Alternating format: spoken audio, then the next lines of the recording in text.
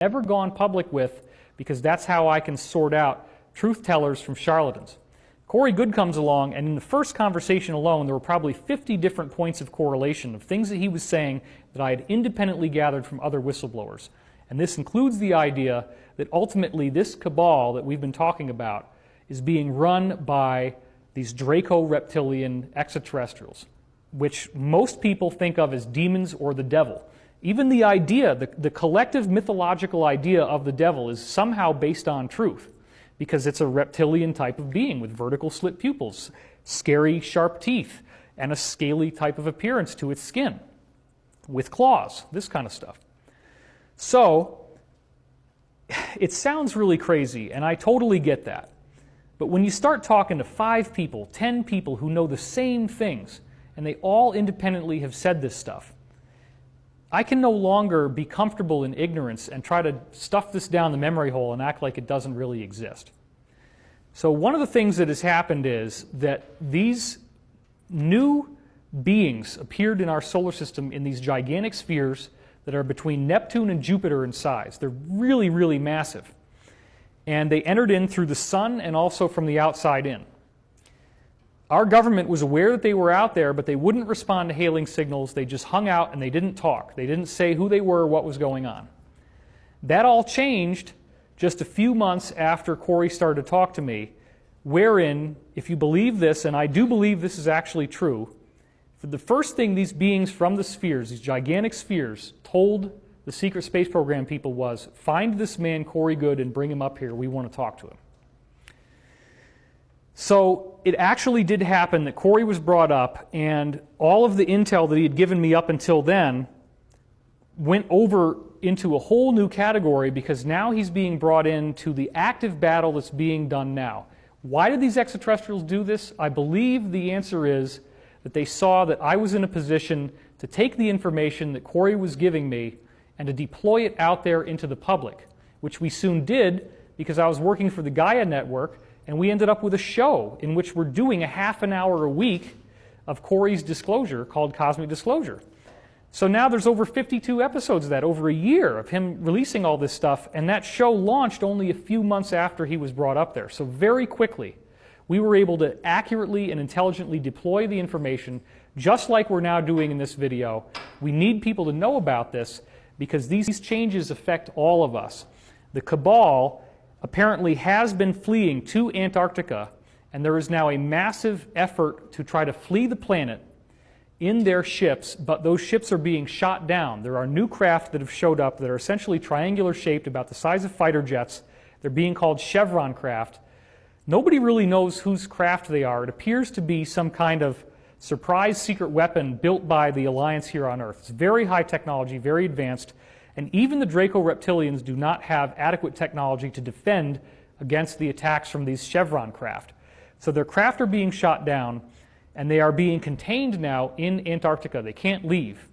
All of this suggests to me that these are precursor events that will eventually lead to the open exposure and defeat of the cabal and their overlords. And those overlords are being kept here. They're not being allowed to leave, so that as we go through this gradual awakening and we learn what's been done, that the people who did this to us will have to stand trial and will have to be held accountable for the crimes that they committed and brought to justice. So why doesn't Snowden just release all that information, do you think? There is a reason why the Snowden documents have not been released in full, and the answer is that the cabal has an internet kill switch. They need to have the particular pieces in play before this information is released, because if the information is released before people are sufficiently angry, then they will think that it's fake or some kind of psyop.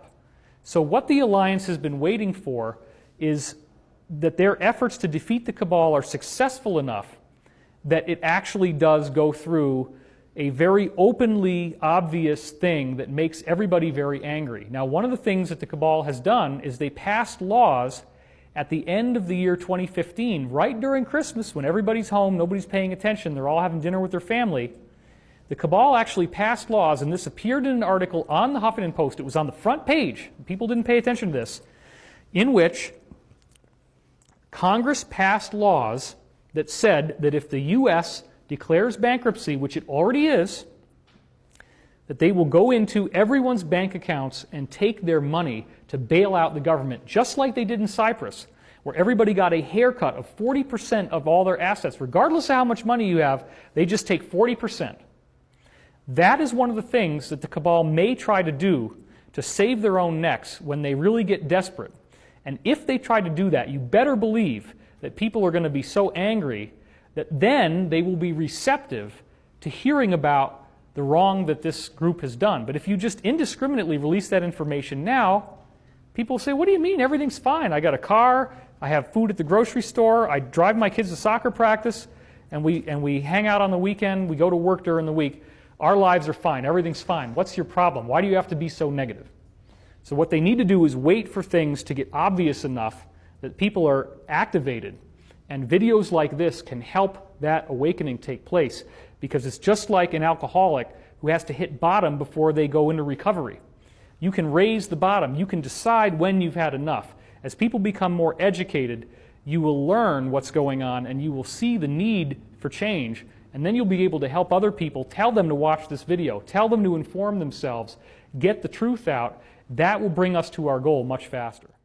And pressed a button for the new glass gates they have installed on the self-checkout area. So I got tagged in this, and of course I had to check the validity of it, because at first I didn't believe it. But sure enough, Coles follows Woolworths with rollout of new security feature. The crackdown on supermarket theft is well and truly on, as Coles shoppers find themselves locked in by newly installed security gates at checkouts after Woolworths recently adopted the same strategy. And here we have the picture of the closed gates at a Coles, so you're locked in until they press a button. And here we have the same at Woolworths. So let me get this straight. First of all, you cut jobs and try to save money by implementing self-serve checkouts. So we're essentially doing the job ourselves. You've taken away jobs of other people who were on checkouts and given us the work to do. And now, for doing the work ourselves and saving you money, we are being treated as guilty until proven innocent and locked in until our bags are checked. I am quite sure, the disgust aside, I am quite sure there will be some law or regulation out there that prohibits this.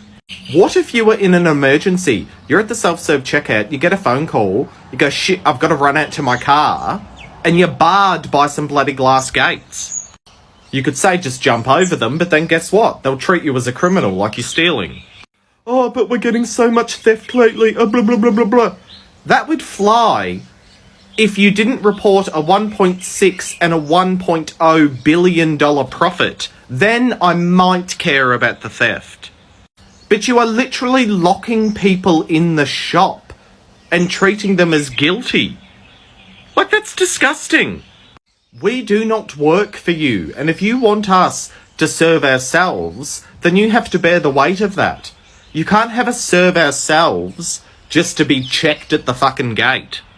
And the other thing is, I'm just going through it in my head, if it comes to it, okay, say someone arrives at this glass gate, locking us in, with a bag, who refuses to cooperate, I know that you can't lay a hand on them, and that you cannot physically go through their bags. Unless you're performing a fucking citizen's arrest, and who's doing that? So what do you do when it comes to a standstill, okay? Someone not cooperating, and also someone not opening the gates. All I can see is disaster. Because you are going to get innocent people every day who do not like being treated as guilty, who are going to take offence to this and kick up a stink. In fact, I think it's going to work the other way around. The criminals are smart enough that they will willingly open their bags and show you what they've bought, because everything else is stuffed down their t-shirt and in their pants, in their pockets, in their dress. It'll be the ones who are innocent who get bailed up in this and end up causing a drama. For everyone, the workers, the customers, Coles and Woolies, you're making me sick. You're making me sick. So essentially you could say they are taking their phrase of locked down quite literally. Not only are your prices down, locked down, prices are down. Now your customers are locked down, locked inside. What the hell? There's always going to be room for improvement, so I changed the way I save my tomato seeds. To save good tomato seeds, you want to use ripe or overripe tomatoes. If your tomatoes aren't fully ripe yet, that's okay. You can leave it in the counter for a couple of days until it's ready. What I really changed is that I used to add water. Now I just let the seeds ferment in its own juice for 2 to 3 days with the lid open. It's okay if you see mold after 2 to 3 days because the seeds are still safe. The next step is to rinse. Good seeds will remain at the bottom, so you can remove anything that floats above. Repeat this step until you get clear water. So whenever you're buying tomato seeds, you're actually investing into more food supply. Because one tomato fruit will provide you with tons of seeds for many years. Now all you have to do is lay the seeds flat and dry them for another 2 to 3 days. You can store your seeds in an envelope in a dry, cool place that will last for years.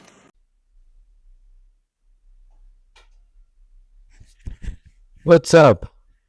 This goes, are these cyborgs? So this is J-Bay, South Africa. We have no beach left. It's totally covered by the ocean. I've never seen this wave this big in my life.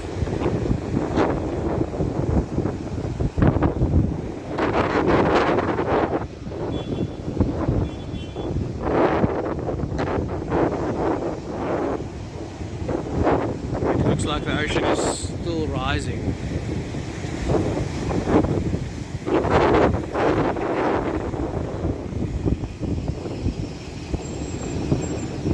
No beach left. Oh, that is very scary. In fact, for a person like me from this side of the world, I've never seen such large amount of water. That is very scary living near the beach or dam or ocean. Yo, how do you manage you guys? But, well, how? If you have had such an experience, you can tell us. I'd like to know. It seems really scary, man. Yo, God. Alright, here's 9 reasons why you literally shouldn't give a fuck. Number 1, you're literally gonna die. Everything that you're doing right now in your life, doesn't matter, you're gonna die. And then everybody who saw the stuff that you did, doesn't matter, they're gonna die too. And then everybody who heard about some stuff that you did in the future, nope, doesn't matter, they're gonna die too. Everybody's gonna die. And this should be the most freeing thing ever. Because you realize, wait, why am I worrying about all this bullshit when I can just do fucking cool stuff? And you realize, I shouldn't give a fuck. Number 2, nobody's thinking about you anyway. There's a spotlight effect, right? You walk into a grocery store, oh, everybody's looking at me, I gotta act like I'm walking, no, casually. What? Casually? Well, then everybody else is doing that as well. But really, nobody's looking at anybody. So your brain thinks you're the center of the world. Literally, nobody's ever thinking about you. Because they're all focused on their problems just like you are. You're always like, what do my friends think about me? Where am I gonna go to college? What do I do here? What do me. Everybody else is doing that too. Selfish creatures. Number 3, you solved 100% of the problems in your life up to this point. This one is no different. All the shit that you were worrying about in the past, all the worst cases, all the, it's gonna be terribles, they never turned out that bad, right? You just got over them. And now you're here and you made it through everything. So your problem-solving success rate up until this point in your life is literally 100%. Now this problem feels no different. Just think about all the other problems that felt exactly like this. And they all worked out and you're fine. So this one will be like that too. So don't give a fuck, Chris.